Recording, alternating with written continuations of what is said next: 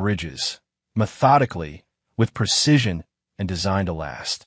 At 42, he commanded respect in the construction industry, not just for his engineering brilliance, but for his reputation as a man who never broke his word. His dark eyes held an intensity that made contractors nervous and clients confident. When Harvey Stewart shook your hand on a deal, it was better than any contract. 15 years ago, he'd married Jennifer Miller, the radiant daughter of construction mogul John Miller. Jennifer, with her golden hair and charming smile, had been the prize every man in their social circle coveted. Harvey had won her heart with his ambition and unwavering loyalty, qualities that her father, John, had immediately recognized and respected. John Miller had built Miller Construction from nothing into a regional powerhouse. At 68, with silver hair and weathered hands, he was finally ready to step down. Harvey had worked tirelessly for the past decade, transforming from son-in-law to indispensable partner. The company's most profitable contracts bore Harvey's signature. His innovative designs had won industry awards, and his project management had earned Miller Construction a reputation for delivering impossible builds on schedule. The Stewarts lived in a sprawling colonial in Westchester County, complete with a perfectly manicured lawn that Jennifer fussed over every weekend. Their two children, 15-year-old Michael and 13-year-old Sarah, attended private school and wanted for nothing. From the outside, Harvey Stewart had achieved the American dream. But Harvey had always been observant. Little things had started nagging at him over the past year. Jennifer's late nights shopping with friends, her newfound interest in fitness that required expensive personal training sessions, and her sudden criticism of his workaholic tendencies. She'd grown distant, answering his questions with rehearsed responses and avoiding his touch with practiced excuses. Then there was Kelvin Hart. Kelvin had joined Miller Construction 8 months ago as the new business development director. A smooth talker with perfectly styled dark hair and an expensive wardrobe that screamed new money. John had hired him despite Harvey's reservations, claiming they needed fresh blood to expand into new markets. Kelvin was younger, flashier, and had an MBA from Wharton that he mentioned in every conversation. Harvey had noticed how Jennifer's demeanor changed whenever Kelvin was around, how she laughed too loudly at his jokes during company events, how she'd started wearing perfume to casual family barbecues when Kelvin attended, how she developed opinions about business strategies she'd never cared about before. The signs were there, subtle but unmistakable to a man who built his career on paying attention to details others missed. Harvey had said nothing, waiting and watching, because Harvey Stewart was not a man who acted on suspicion. He acted on certainty. 3 weeks ago, Harvey had hired a private investigator, not some sleazy divorce specialist, but Roland Bruce, a former FBI agent who specialized in corporate intelligence. Roland's report sat locked in Harvey's office safe. 43 pages of documented proof that his wife of 15 years was having an affair with Kelvin Hart. Hotel receipts, photographs, credit card statements showing expensive gifts Harvey had never seen Jennifer wear at home. But the betrayal went deeper than adultery.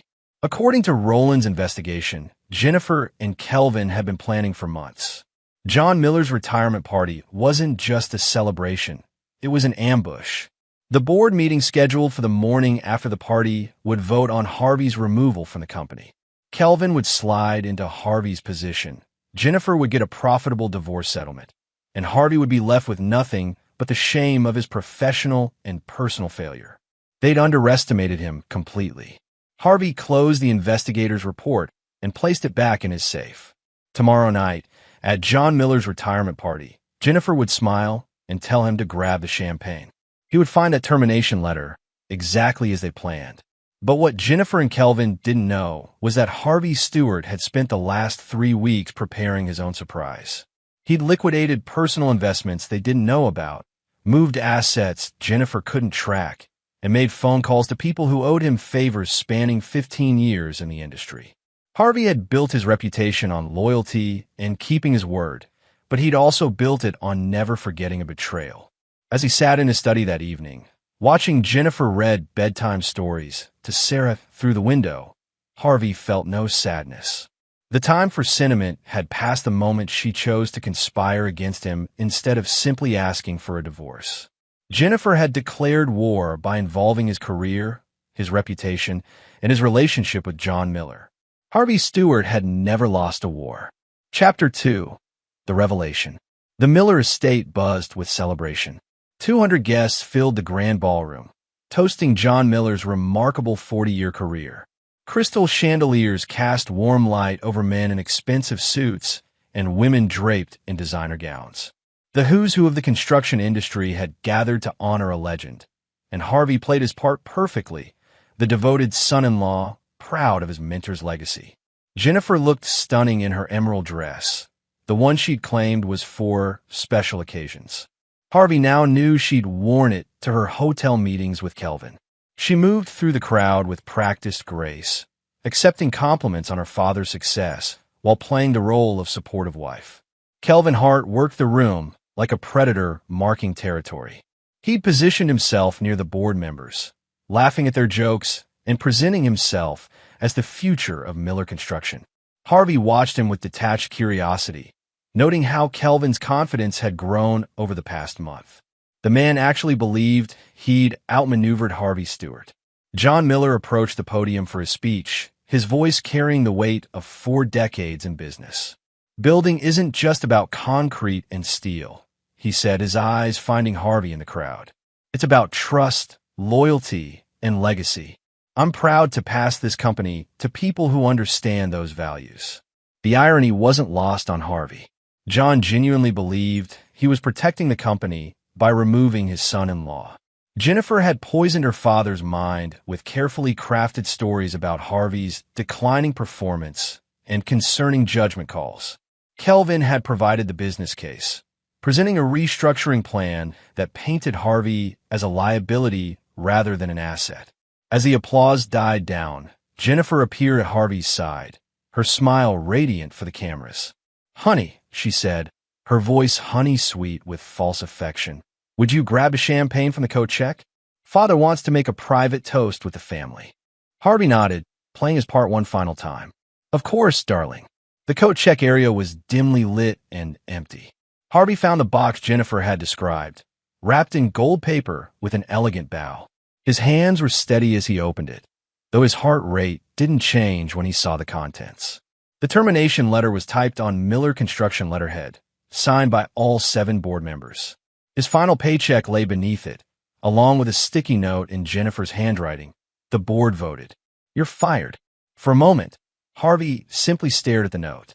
Not at the words, but at Jennifer's handwriting, the same script that had written "I love you" in birthday cards for 15 years. The same hand that had signed Christmas cards to the Stewart family every year. The same hand that had written their wedding vows. Harvey folded the letter carefully and placed it in his jacket pocket. Then he pulled out his phone and made the call he'd been planning for 3 weeks. "Bruce, it's Harvey Stewart. Execute Phase 1. When he returned to the ballroom, the family had gathered in John Miller's private study. Jennifer stood beside her father, radiant with victory. Kelvin lingered near the bookshelf, trying to look casual while clearly savoring the moment. John held a bottle of Dom Perignon, waiting for Harvey's return. "There's my boy," John said warmly. "One last toast between family before I officially step down." Harvey smiled, accepting the crystal flute. "To family," he said, raising his glass, "and to getting exactly what we deserve." They drank, and Harvey watched Jennifer's eyes. She was practically glowing with triumph, probably imagining the life she'd build with Kelvin, using Harvey's destroyed reputation as their foundation. Neither she nor Kelvin noticed that Harvey's phone was buzzing constantly in his pocket. "Well," Harvey said, setting down his empty glass, "I should let you all enjoy the rest of the evening. I have some calls to make." He kissed Jennifer's cheek. She actually leaned into it, still playing the loving wife, even in her moment of victory, and shook John's hand. "Thank you for everything, John. You've taught me more than you know." As Harvey walked toward the exit, he felt his phone vibrating again. By morning, 37 missed calls from Bruce Andrews, Miller Construction's corporate lawyer, would be waiting. But tonight, Harvey Stewart was driving home to set Phase 2 in motion. Jennifer and Kelvin had won the battle, but they'd made a critical error. They thought Harvey Stewart was just another casualty of corporate politics. They were about to learn that Harvey Stewart was a man who built bridges, and a man who knew exactly how to burn them down. Chapter 3. The Architect's Plan. Harvey's home office had been transformed into a war room. 3 laptops hummed quietly on his desk, displaying financial reports, legal documents, and construction project timelines. The investigator's report lay open beside a yellow legal pad filled with Harvey's meticulous handwriting. He'd been working since 4 a.m., and by dawn, the foundation of his counterattack was complete. The first call came at 6:23 a.m. Bruce Andrews, Miller Construction's corporate lawyer, sounded panicked. "Harvey, where the hell are you? We need to talk." The Riverside Municipal Project, Jesus Christ, Harvey, the entire contract is structured around your personal engineering license. If you're terminated, we're in breach of a $40 million project. The city can sue us for 3 times that amount. Harvey let the call go to voicemail. Then the next one, and the next. By 7 a.m., his phone showed 13 missed calls from Bruce, 11 from John Miller, and surprisingly, 7 from Kelvin Hart. Jennifer had called twice, her voice progressing from confused to furious. At exactly 8 a.m., Harvey answered his phone. "Harvey Stewart." "Harvey, thank God. This is Bruce. We have a situation. That termination letter. There are complications we didn't anticipate. Several major contracts are tied to your personal certifications. We need to discuss a transition plan." "I'm afraid that's impossible, Bruce. My termination was effective immediately, according to the board's decision. I'm no longer a Miller Construction employee. But the contracts are Miller Construction's responsibility, not mine. I was just an employee, remember? Good luck with the lawsuits." Harvey ended the call and immediately placed another one. "Eugene, it's Harvey Stewart. Yes, I know it's early. I'm ready to discuss your offer." Eugene Bender was Harvey's former MIT roommate and current CEO of Bender Engineering, one of the largest construction firms on the East Coast. For 2 years, Eugene had been trying to poach Harvey from Miller Construction with increasingly generous offers. Harvey had always declined out of loyalty to John Miller. Loyalty was no longer a factor. The conversation lasted 47 minutes. When it ended, Harvey Stewart was the new chief engineering officer of Bender Engineering, with a salary 30% higher than his Miller Construction pay, equity in the company, and a signing bonus that made the termination payout look like pocket change. More importantly, his new contract included a non-compete clause that prevented him from working on any projects that might compete with Bender Engineering. Every major project in Miller Construction's pipeline would now face a conflict of interest challenge if they tried to replace Harvey with another firm that employed him. Harvey's phone rang again. John Miller this time. "Harvey, son, we need to talk. There's been a misunderstanding." "No misunderstanding, John. I received my termination letter last night. It was quite clear. The board made that decision based on some concerns about." "The board made that decision based on bad information," Harvey interrupted. "Information provided by people who don't understand the complexity of our current contracts. But that's not my problem anymore. Harvey, please. Whatever Jennifer told you about last night." "Jennifer told me to grab the champagne. I did. Everything else I learned from the termination letter you signed." There was a long pause. "The Riverside project is a Miller Construction project. I'm sure Kelvin Hart has it well in hand. He did present himself as my replacement, didn't he?" After ending the call, Harvey walked to his safe and removed a manila folder he'd prepared 3 weeks ago. Inside were copies of every contract, every project detail, and every engineering specification that made Harvey Stewart irreplaceable. Not the originals. Those belonged to Miller Construction. But Harvey's memory, his personal notes, and his understanding of structural requirements couldn't be terminated with a letter. His phone rang again. "Jennifer. Harvey, where are you? I woke up and you were gone." "Your car is in the shop," Harvey lied smoothly. "I took a cab to the office to clean out my desk." "About last night?" "What about it?" "Your father's retirement party was lovely. Very memorable." "Harvey, I know you're upset about the company restructuring, but..." "I'm not upset, Jennifer. I'm making new plans. We should talk when I get home." But Harvey had no intention of going home. Not yet. He had 3 more calls to make, and then a meeting with his new employer. By the time Jennifer realized the scope of what her betrayal had cost, Harvey Stewart would be 30 miles away, designing the destruction of everything she thought she'd won. The last call was to Roland Bruce, his investigator. "Roland, it's Harvey. I need you to expand the surveillance. I want to know every move they make, every conversation they have, and every person they contact. And Roland, start Phase 3. Phase 3 was Harvey's favorite part of the plan. While Jennifer and Kelvin celebrated their corporate coup, they were about to discover that Harvey Stewart was not just an engineer. He was an architect, and he'd been designing their downfall for 3 weeks. They thought they'd fired Harvey Stewart. What they'd actually done was unleash him. Chapter 4. The Foundation Cracks. The Bender Engineering offices occupied 3 floors of a glass tower in downtown Hartford, 40 miles from the Miller Construction headquarters. Harvey's new corner office overlooked the Connecticut River, and from his window, he could see construction sites where his designs were reshaping the skyline. Eugene Bender had welcomed him like a conquering hero, and by noon, Harvey was already reviewing project proposals that would make Miller Construction's pipeline look modest. His former phone continued buzzing with calls he didn't answer. Instead, Harvey focused on his new responsibilities while Roland Bruce fed him real-time intelligence about the chaos erupting at his former workplace. Jennifer had arrived at Miller Construction at 10 a.m., expecting to find Harvey clearing out his office in defeat. Instead, she found pandemonium. Bruce Andrews was shouting into 3 phones simultaneously. John Miller was locked in emergency meetings with the board, and Kelvin Hart was frantically reviewing contracts he'd never properly understood. The Riverside Municipal Project was the immediate crisis.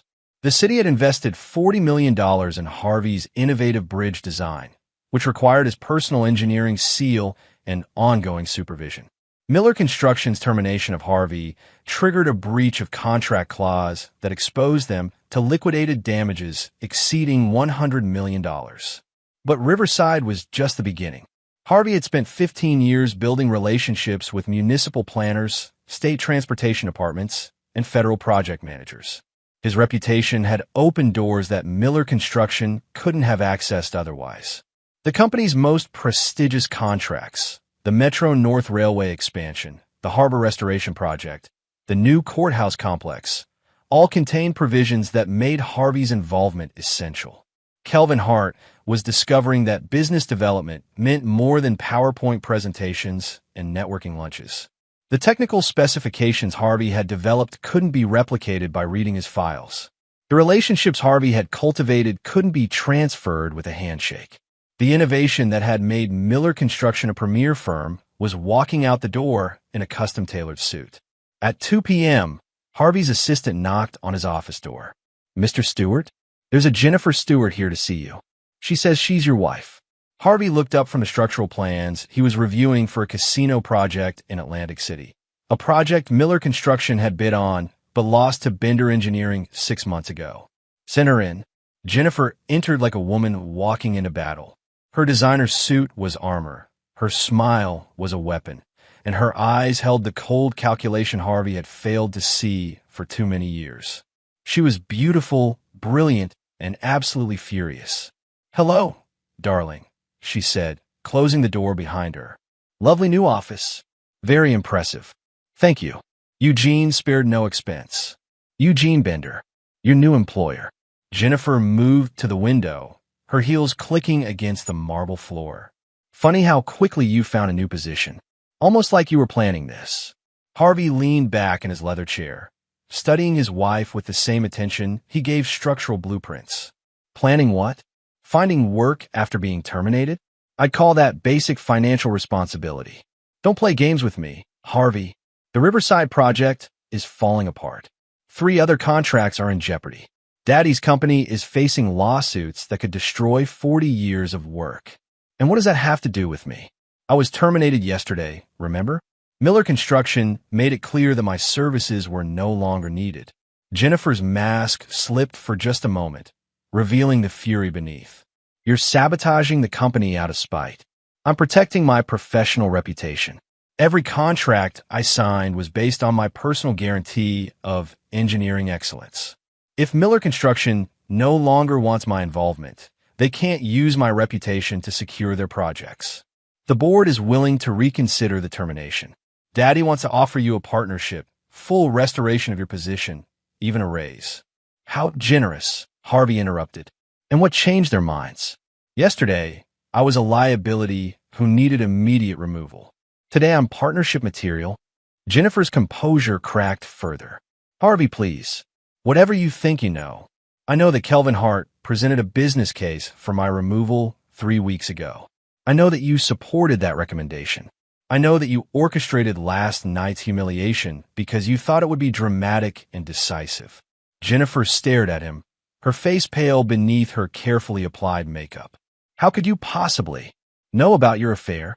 Harvey's voice remained conversational, but his eyes held the cold precision that made contractors nervous.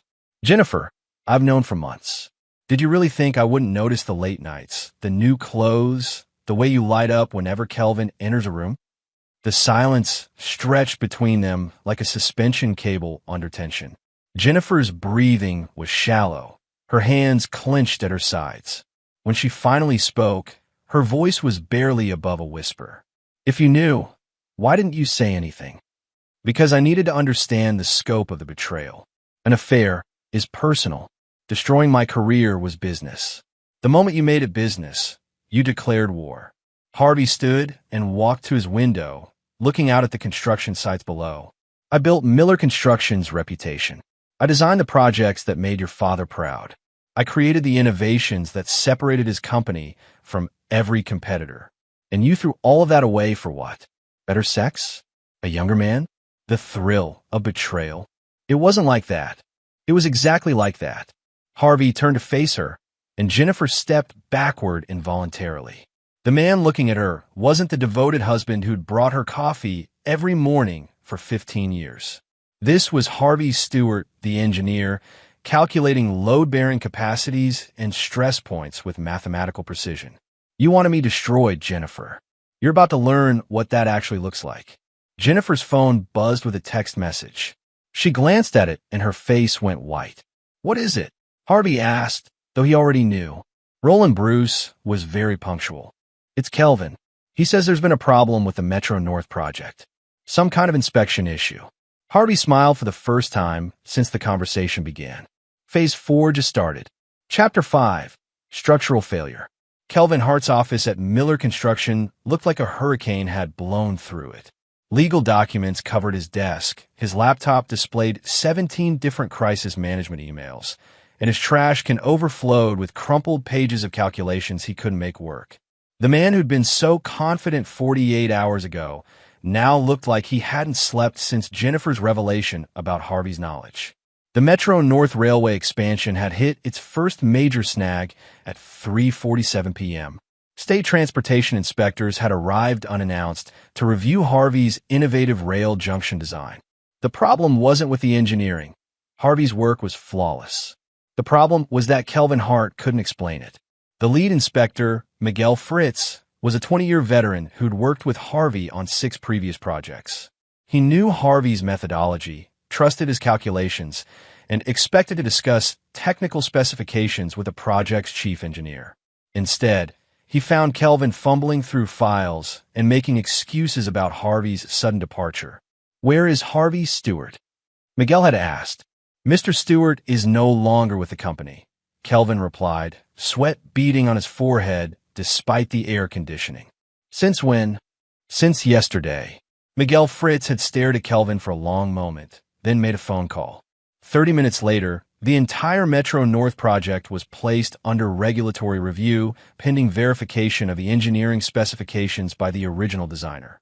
Harvey learned about this development from his new office, where he was enjoying a cup of coffee and designing a more efficient rail junction for a competing bid. Eugene Bender had been delighted to learn that Miller Construction's Metro North project was in jeopardy. Bender Engineering had submitted the original low bid for that contract, but lost to Miller Construction's innovative design. Harvey's innovative design. His phone rang at 4:15 p.m. John Miller. Harvey, please.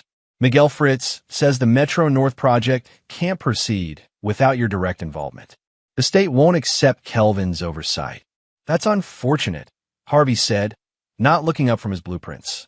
But I'm sure Miller Construction can find another qualified engineer. You know, there isn't another engineer in the region who understands that rail junction design. You created something completely new. I did, and I own the intellectual property for that innovation.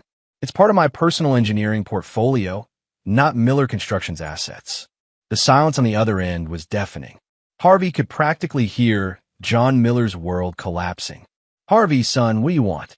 Name your price. Partnership, equity, complete project control. I want you to honor the termination letter your board signed. I want Miller Construction to live with the consequences of their decision. And I want Jennifer to explain to you exactly why I'll never work for your company again. Harvey ended the call and immediately placed another one. Roland? How's our friend Kelvin handling the pressure? Not well, Roland's gravelly voice replied. He's made 7 calls to headhunters in the past 2 hours. Looks like he's planning an exit strategy. Excellent. And Jennifer just left her father's office. She looked like she'd been crying. Should I continue surveillance? Absolutely. I want to know where she goes, who she sees, and what she does, especially if she meets with Kelvin. Harvey had anticipated this moment. Jennifer and Kelvin had built their relationship on shared ambition and mutual betrayal.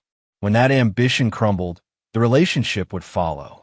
People who could betray a spouse, an employer wouldn't hesitate to betray each other when the stakes got high enough. At 6 p.m., Harvey's prediction proved accurate. Roland sent a text. Subjects meeting at the Meridian Hotel, room 1247. Same room they've used for 3 months. Harvey left his office and drove through Hartford's evening traffic, not toward the hotel, but toward the suburbs where his children waited for dinner. Michael and Sarah deserved to hear about their parents' divorce from their father, not from gossip or legal papers. They were innocents in this war, and Harvey intended to protect them from the worst of what was coming. But first, he had a stop to make.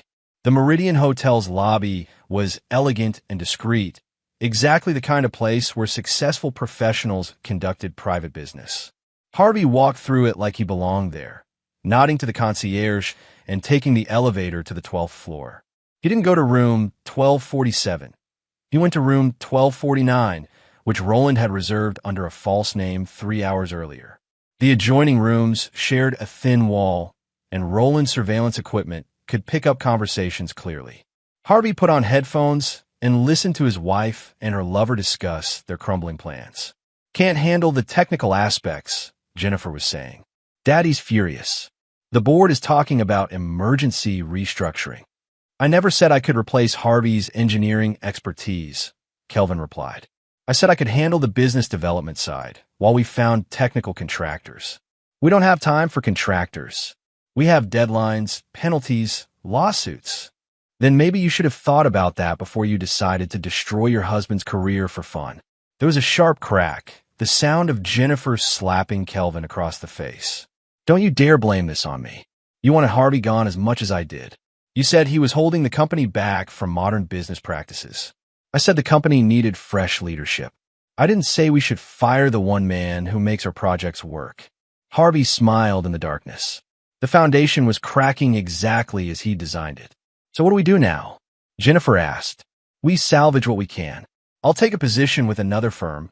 You'll divorce Harvey quietly, and we'll rebuild somewhere else. And my father's company will survive or it won't. That's not our problem anymore. There it was. The moment Harvey had been waiting for. Jennifer and Kelvin weren't just betraying him. They were abandoning John Miller too. The old man who'd welcomed Kelvin like a son and trusted his daughter's judgment was about to discover that loyalty meant nothing to the people he'd tried to help. Harvey removed the headphones and left the hotel. He had one more call to make, and then he would go home to have dinner with his children. Tomorrow, Phase 5 would begin, and Jennifer would learn that Harvey Stewart hadn't just been building a career for 15 years. He'd been building an empire. Chapter 6, The Weight of Truth. Harvey found his children in the family room, sprawled across the sectional sofa with homework spread between them. Michael was hunched over trigonometry problems while Sarah worked on a science project about bridge construction, a coincidence that would have made Harvey smile under different circumstances. "Dad," Sarah looked up, her face brightening. "I'm doing my project on suspension bridges. Want to help? Maybe later, sweetheart. Right now, I need to talk to both of you about something important." Michael closed his math book, immediately sensing the gravity in his father's tone. At 15, he'd inherited Harvey's analytical mind and Jennifer's social instincts. Sarah, at 13, was more artistic but equally perceptive. Harvey sat across from them, choosing his words carefully. "Your mother and I are going to get divorced." The silence that followed was deafening. Sarah's pencil slipped from her fingers. Michael's face went pale. "Is it because of your job?" Michael asked quietly. "Mom said you got fired yesterday. The job situation is complicated, but no. Your mother and I have been having problems for a while. We've grown apart, and we want different things now." Harvey wouldn't tell them about the affair. Not yet, maybe never. Children shouldn't carry the weight of their parents' betrayals. But they deserved to understand that their world was changing. "Where will we live?"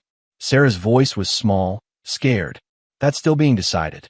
But no matter what happens, both of your parents love you completely.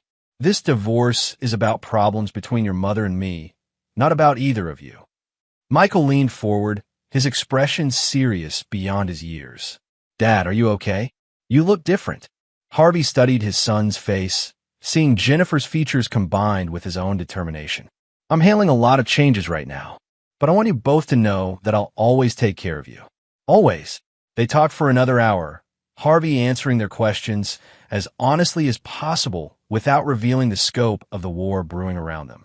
When Jennifer arrived home at 8:30 p.m., she found Harvey helping Sarah with her bridge project while Michael worked nearby. "Harvey," Jennifer's voice was careful, controlled. "Could I speak with you privately?" They moved to Harvey's study, where the investigator's report still lay in his open safe. Jennifer noticed it immediately. "How long have you been planning this?" she asked. 3 weeks. Since I confirmed what I'd suspected for months." Jennifer sank into the chair across from his desk, suddenly looking older than her 38 years. "The children know we're getting divorced. They don't know why, and they won't unless you make it necessary. Harvey, please. Maybe we can work this out. Counseling, therapy. You conspired with your lover to destroy my career at your father's retirement party. You wanted me humiliated publicly, professionally ruined, and emotionally devastated. There's nothing to work out." Jennifer's composure finally cracked completely. Tears ran down her cheeks, smearing her carefully applied makeup. "I never meant for it to go this far. Kelvin said it would be quick, clean, that you'd land on your feet. Kelvin Hart is a coward who's already planning to abandon you and your father's company. He told you exactly what you wanted to hear because he wanted exactly what you were offering. That's not true. It's exactly true. And Jennifer, it gets worse." Harvey opened his laptop and turned the screen toward her. The display showed surveillance photos from Meridian Hotel, time-stamped just hours earlier. Jennifer and Kelvin in heated argument, her hand frozen mid-slap across his face. "He's already starting to blame you for the company's problems. By next week, he'll be interviewing for positions at other firms.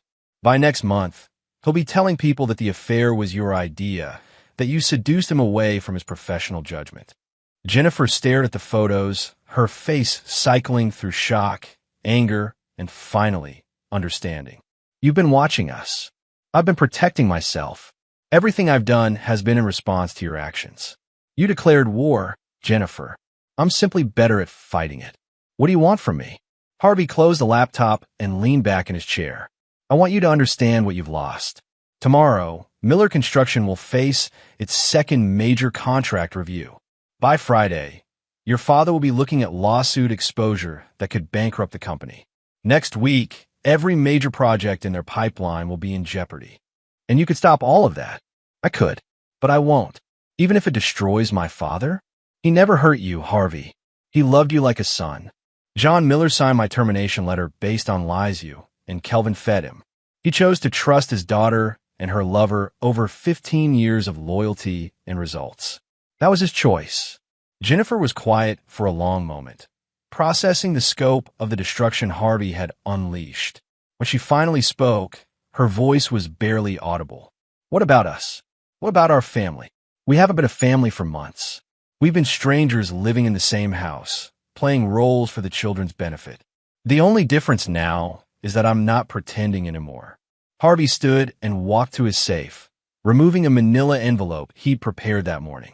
Divorce papers. I'm keeping the house, my personal investments, and primary custody of the children.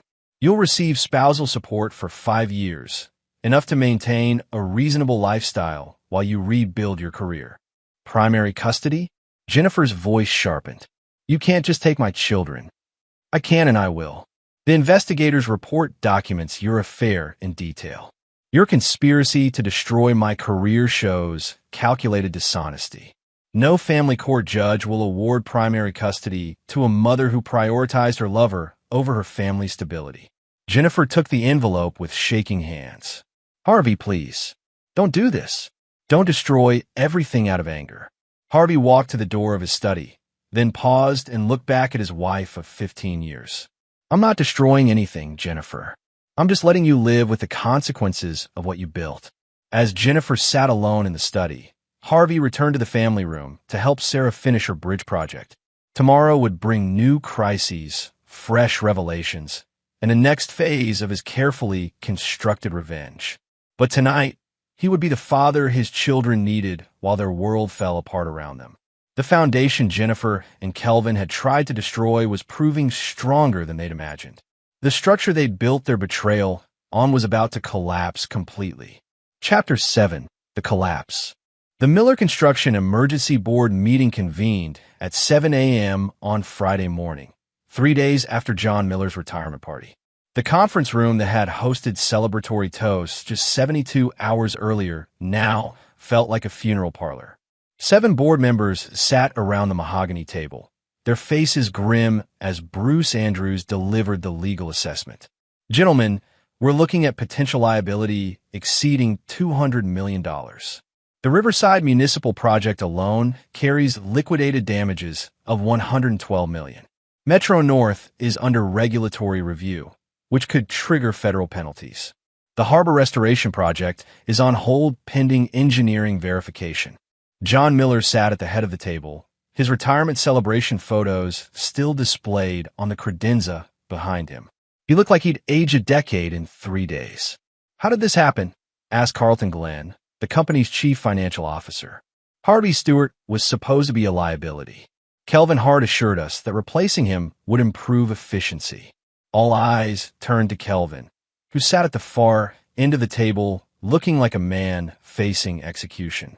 His confident demeanor had evaporated completely, replaced by nervous sweat and darting glances toward the door. The business case was sound, Kelvin said weakly. No one anticipated that Harvey would react this way. React this way? John Miller's voice carried a dangerous edge. Son, Harvey didn't react. He planned. Every contract he signed included personal guarantees that made him irreplaceable. Every project he designed required his ongoing involvement. He built safeguards that protected the company and protected himself. But the restructuring plan was written by someone who didn't understand our business. John interrupted. Someone who thought construction was like any other industry where you could replace expertise with enthusiasm. Bruce Andrews cleared his throat. There's more. Harvey Stewart filed a defamation lawsuit yesterday afternoon. He's claiming that his termination was based on false information designed to damage his professional reputation. That's impossible, Kelvin said quickly. What false information? According to the lawsuit, you told the board that Harvey had made questionable judgment calls and shown declining performance. Harvey's filing includes performance reviews, client testimonials, and project success metrics that contradict every claim in your restructuring proposal. The room fell silent except for the humming of the air conditioning. Carlton Glenn was the first to speak. Kelvin, did you fabricate evidence against Harvey Stewart? I didn't fabricate anything. I presented concerns about leadership style, resistance to modern business practices. Show me documentation, John Miller said coldly. Show me one performance review, one client complaint, One project failure that supports your recommendation. Kelvin's face went white. It wasn't about documentation. It was about vision, about moving the company forward. It was about removing Harvey so you could take his position, Carlton said. And you convinced us to commit corporate suicide to make it happen. John Miller stood slowly, his hands flat on the conference table. Kelvin, you're terminated. Effective immediately. Security will escort you out. You can't do this. I have a contract. Your contract has a clause about material misrepresentation. You lied to this board about Harvey Stewart to advance your own career. That constitutes fraud. As security led Kelvin from the building, John Miller turned to Bruce Andrews. Can we fix this? Can we bring Harvey back? I've been trying to reach him all week. He won't take calls from anyone associated with Miller Construction. His attorney says he's only interested in discussing his defamation lawsuit. What would it take to settle that lawsuit? Public vindication, financial compensation, and a formal apology from the board for accepting false information about his performance. Done. What else? Bruce Andrews looked uncomfortable. John, Harvey doesn't want to come back. Bender Engineering announced his hiring yesterday. Full partnership, equity stake, and control over their East Coast expansion. He's not just employed. He's positioned to become our primary competitor. The reality of the situation settled over the room like concrete hardening. Harvey Stewart wasn't just leaving Miller Construction. He was joining their biggest rival with complete knowledge of their operations, their clients, and their vulnerabilities. There's something else, Bruce added quietly. Jennifer called this morning. She wanted to discuss the divorce settlement Harvey proposed. She seems to think the company might be able to influence his decisions. John Miller's face went ashen. What divorce settlement? Your daughter didn't tell you? Harvey filed for divorce on Wednesday. He's seeking primary custody of the children and alleging adultery as grounds. The silence that followed was broken only by Carlton Glenn's sharp intake of breath. Jesus Christ, someone whispered. Jennifer was having an affair. With Kelvin Hart, Bruce confirmed. Harvey's been building a case for months. He has documentation, surveillance, everything he needs to prove infidelity and conspiracy. John Miller sank back into his chair, his face gray. My own daughter conspired against Harvey? According to Harvey's attorney, Jennifer actively participated in planning his termination. She knew about Kelvin's false claims and supported them. The room erupted in angry voices, board members demanding explanations and assigning blame. But John Miller sat in silence, staring at the retirement photos that now seemed to mock him. His celebration had been built on a foundation of lies, and the son-in-law he'd trusted like his own blood had been betrayed by his own daughter. At exactly 9 a.m., as the board meeting descended into chaos, Harvey Stewart was 50 miles away in his new office, reviewing architectural plans for a casino complex in Atlantic City. His secretary had delivered 17 messages from Miller Construction personnel, all of which he'd ignored. Instead, Harvey was focused on the future. Bender Engineering had just won 3 major contracts previously held by Miller Construction competitors. By leveraging Harvey's reputation and relationships, Eugene Bender was positioning his firm to dominate the regional market. Harvey's phone buzzed with a text from Roland Bruce. Kelvin Hart terminated. Jennifer meeting with divorce attorney at 10 a.m. John Miller requesting emergency meeting with you.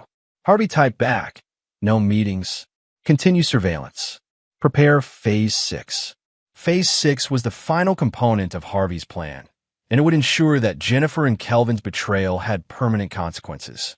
They thought they were playing a simple game of corporate politics and marital infidelity. They were about to learn that Harvey Stewart played a much longer, more complex game. A game that he always won. Chapter 8, The Reckoning.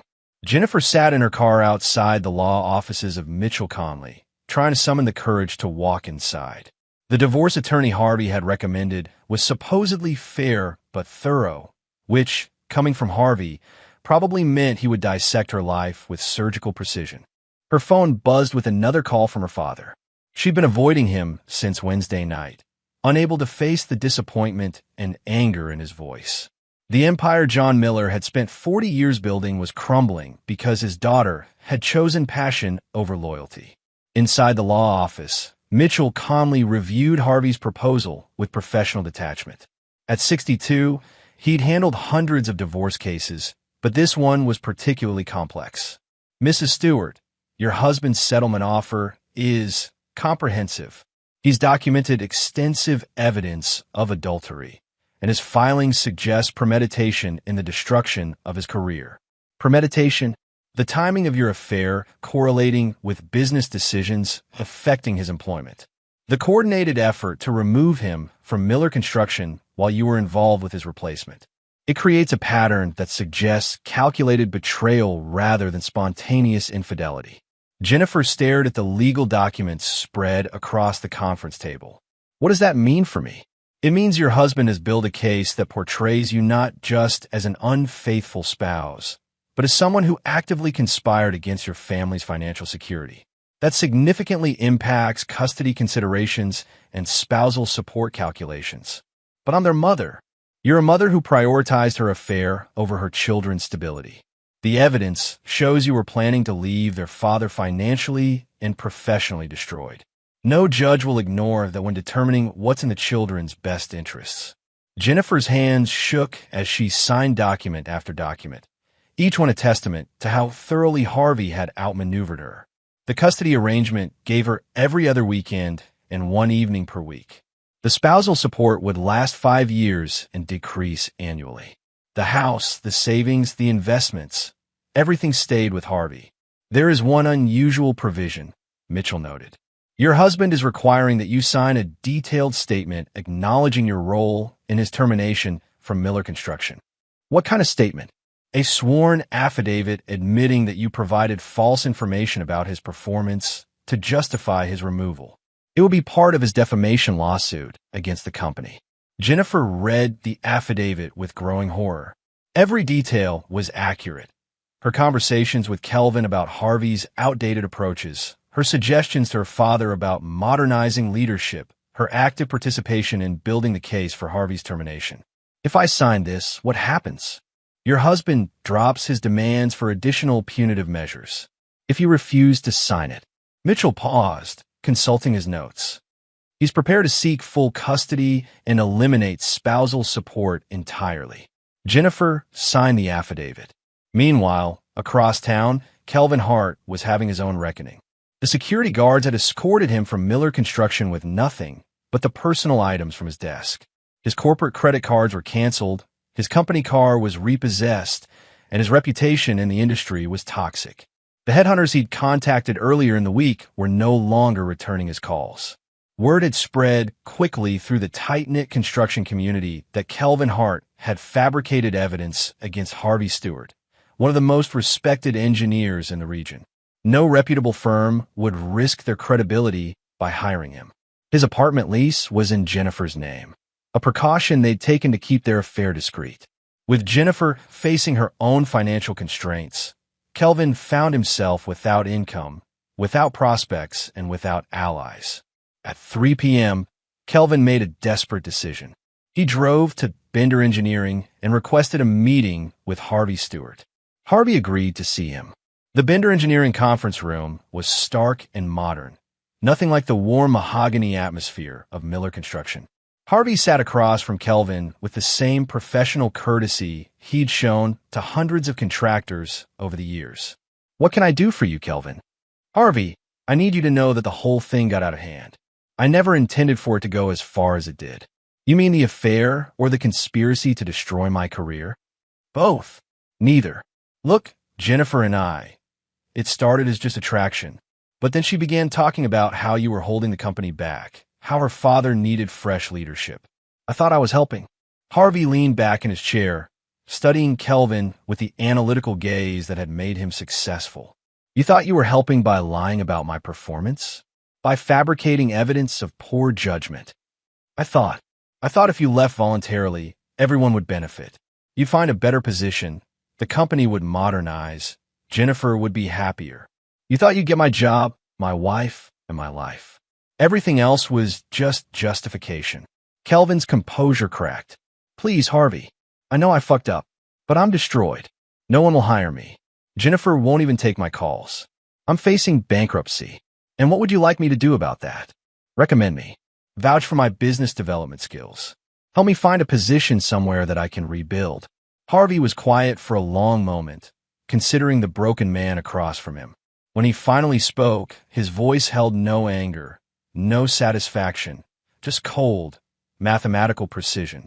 Kelvin, you try to destroy my career, my marriage, and my relationship with my children. You convinced my wife to betray me and my father-in-law to discard me. You built your future on the ruins of my life. I know, and I'm sorry. I don't want your apology. I want you to understand something about consequences. Every choice has them. Every action creates reactions. You chose to betray me, and now you're living with what that choice created. Harvey stood and walked to the window, overlooking the construction sites below. But you're right about one thing. You are destroyed. Your career is over. Your relationship with Jennifer is finished. Your reputation is permanently damaged. He turned back to face Kelvin. And that's exactly what you deserve. Harvey, please. You can go now. Security will escort you out. As Kelvin was led from the building, Harvey returned to his desk and made one final call. Roland? Phase 7. It's time to close the circle. Phase 7 was Harvey's ultimate gift to himself. The complete and total victory that would ensure neither Jennifer nor Kelvin could ever threaten him again.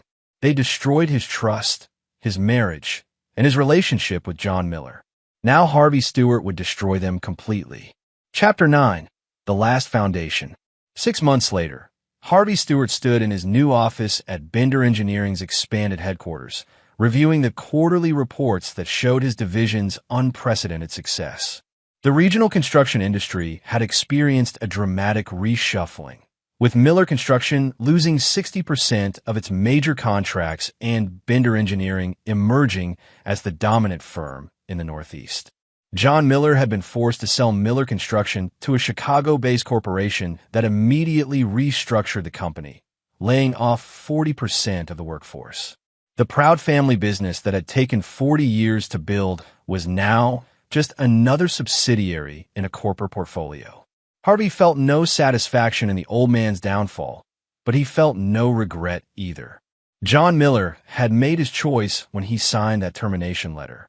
The consequences were simply mathematics, actions and reactions, causes and effects. His children had adapted better than he'd expected. Michael, now 16, spent his weekends working on construction sites, learning the business from the ground up under Harvey's direct supervision. Sarah had thrown herself into her bridge-building projects with renewed passion, already talking about studying engineering like her father. Jennifer had moved to a modest apartment in Hartford, where she worked as a real estate agent for a small firm. The spousal support Harvey provided was sufficient but not generous, enough to maintain dignity, but not enough to fund the lifestyle she'd enjoyed during their marriage. She saw the children according to the court-mandated schedule, but the easy intimacy of their family relationships had been permanently altered. Kelvin Hart had disappeared entirely. Roland Bruce's final surveillance report indicated that he'd left Connecticut for parts unknown, probably using an assumed name to avoid the creditors and former colleagues who wanted answers about his role in Miller Construction's collapse. Some men rebuilt after destroying their lives. Others simply vanished. Kelvin had chosen the latter. Harvey's phone buzzed with a call from Eugene Bender. Harvey, we just landed the Atlantic City Casino project. Congratulations. Your design beat out 6 other firms, including some heavy hitters from New York. Thank you, Eugene. I'll have the preliminary specifications ready for review next week. There's something else. The Miller Construction properties are going up for auction next month. The old headquarters building, the equipment yards, even some of the residential developments John Miller started. Interested, Harvey considered the offer. Buying Miller Construction's assets would complete his victory in a poetic way. The company that had fired him would literally become his property. But something about the gesture felt empty. Let me think about it, Harvey said. After ending the call, Harvey walked to his window and looked out at the Hartford skyline. Somewhere in that urban landscape, Jennifer was showing houses to potential buyers, living a life constrained by the choices she'd made. Somewhere beyond that skyline, Kelvin Hart was probably working some dead-end job under a false name, forever looking over his shoulder. They had both learned what Harvey Stewart was capable of when betrayed. The lesson had cost him everything. Harvey's secretary knocked on his door. "Mr. Stewart, there's a call from your daughter's school. Something about a bridge-building competition." Harvey smiled, the first genuine smile he'd felt in months. "Put them through." 20 minutes later, he was driving towards Sarah's school to watch her present the suspension bridge model she'd been working on since her parents' divorce. The project had become her way of processing the chaos in her family, and Harvey had helped her refine the engineering principles behind her design. The school auditorium was filled with proud parents watching their children explain complex mechanical concepts with the enthusiasm only 13-year-olds could muster. Sarah's bridge was elegant and functional, incorporating lessons Harvey had taught her about load distribution and stress management. "The key to any strong bridge," Sarah explained to the judges, "is understanding that every part has to work together. If one component fails, the whole structure can collapse. But if you design it right, if you test every connection and plan for every stress point, the bridge can last forever." Harvey watched his daughter with pride, recognizing his own engineering philosophy expressed in her words. But more than that, he saw resilience, the ability to build something beautiful and strong even when the foundation had been shaken. After the presentation, Sarah ran to her father with the first-place ribbon. "Dad, we won. The judges said my bridge was the most innovative design they'd seen in years. I'm proud of you, sweetheart. You did incredible work." As they walked to the car, Sarah looked up at her father with the serious expression she'd inherited from both parents. "Dad, do you miss Mom?" Harvey considered the question carefully. "I miss the person I thought she was. But people aren't always who we think they are, and sometimes we have to build new foundations when the old ones prove unreliable. Like bridges. Exactly like bridges." They drove home together, father and daughter, two engineers planning the next phase of their construction project. Behind them, the wreckage of Miller Construction continued to settle into its new reality. Ahead of them, the future stretched out like an architectural plan waiting to be built. Harvey Stewart had learned that some bridges couldn't be rebuilt. They had to be demolished completely before new construction could begin. He'd torn down the life Jennifer and Kelvin had tried to steal from him. And from those ruins, he'd built something stronger, something that would last forever. The betrayal that was meant to destroy him had instead freed him to become the architect of his own destiny. And Harvey Stewart, as always, had built his victory to withstand any storm. In the end, he'd given them exactly what they deserved, nothing at all. And there you have it. Another story comes to an end. What did you think? I'd love to hear your thoughts in the comments below. If you enjoy this story, consider joining our community by subscribing. It means the world to us. For more stories like this one, check out the recommended videos on screen. And I'll see you there.